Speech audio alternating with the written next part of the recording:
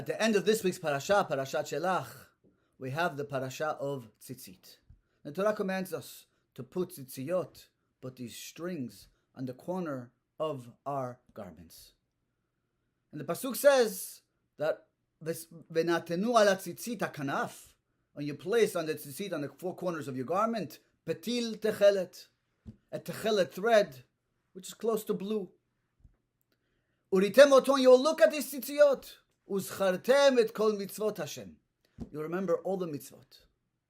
Question: how by looking at the tzitziyot, at the strings on the corner of my garment, is it going to remind me of the mitzvot? So the Ramban quotes a famous Gemara Menachot. You want to know why? Because the techelet dome layam, looks like the sea. Yam, the sea, dome larakia, looks like the sky. V'rakia, the sky, dome lekisei hakavod. The sky looks like Hashem's throne, as Yechezkel describes it. Livnat hasapir is some sort of blue. So therefore, I'll see the color blue on my tzitzit, which remind me of the sea, which reminds me of the sky, which reminds me of Hashem's throne. What does that mean? Why do I need all those steps? Why can't I just look up at the sky? So this Gemara needs explanation. But the Ramban explains and he says something fascinating. He says, whenever you're looking at something that has no boundary, that at least as far as we can tell, has no boundary, it appears blue. When you're looking at the ocean from up close, water is clear. If it's dirty, it's murky, it's brown, it looks green sometimes.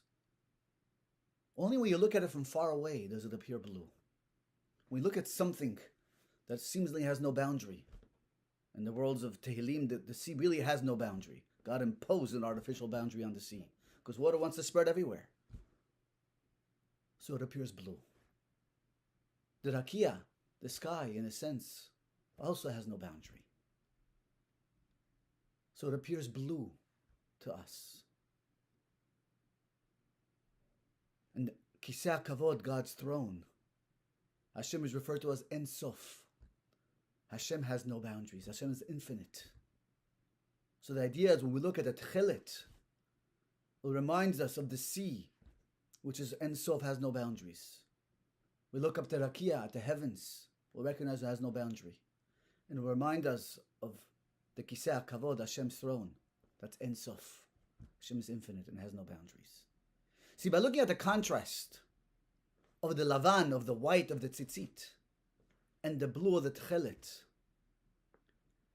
it reminds us of who we are and our role and what the mitzvot are. See, lavan, the color white, in a sense is the foundation of all color. When you take all the colors, you would spin them in a centrifuge, fast. What do they look like? Looks like the color white. In the words of Chazal, of our sages, white is the root, is the color which all colors are placed on. White is the beginning of everything. So when I look at tzitzit and I see white and I see blue, I'm seeing the world from beginning, from lavan, from its beginning to blue, to chelet, and sof, till the end. And I see reality from beginning to end. I see the whole world clearly. And I see my purpose in it. And I remember all the mitzvot that Hashem commanded me. That's the message of the tzitzit and the chelet. And why are they here? Why of all places the Torah placed the mitzvah of tzitzit in our parasha? You see, in the beginning of the parasha, we have the story of the meraglim, of the spies. And they were sent to see Eretz Yisrael, the land of Israel, and come back and describe its beauty and encourage the Jewish people. But instead they came home. They came back to the people and they disparaged the land. See, the meraglim couldn't see Eretz Yisrael for what it was. They saw what they wanted to see. For whatever reason, they didn't want to go. So they didn't see Eretz Yisrael for what it was.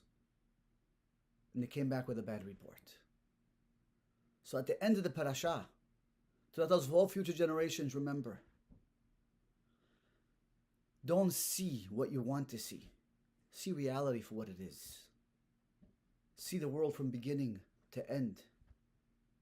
You see, but today, we no longer have Techelet.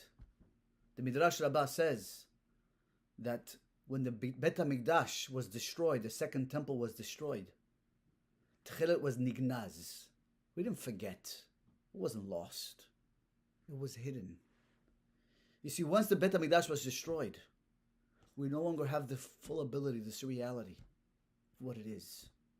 We can't see from beginning, from Lavan to Techelet to Blue to Ein Sof to the end. We can't see reality. We can't see clearly. So to remind us that our eyes deceive us, we lost. They hid away the Techelet. We walk through the world and see the world. Unfortunately, we're skewed. We see what we want to see. We don't see reality for what it is. So Torah tells us at the end of the parasha, don't make the same mistake the Meraglim made. Look at the tzitzit and see reality for what it is. And if you're not seeing it, recognize the problem is not with reality. The problem is with us. That's what the Techelet is not here to remind us. We live in a crazy world. A world where the whole world really just talks, speaks, and sees what it wants to see, but it can't see reality. Our job is to see reality for what it is, see the world, and see Hashem in our world. Shabbat Shalom.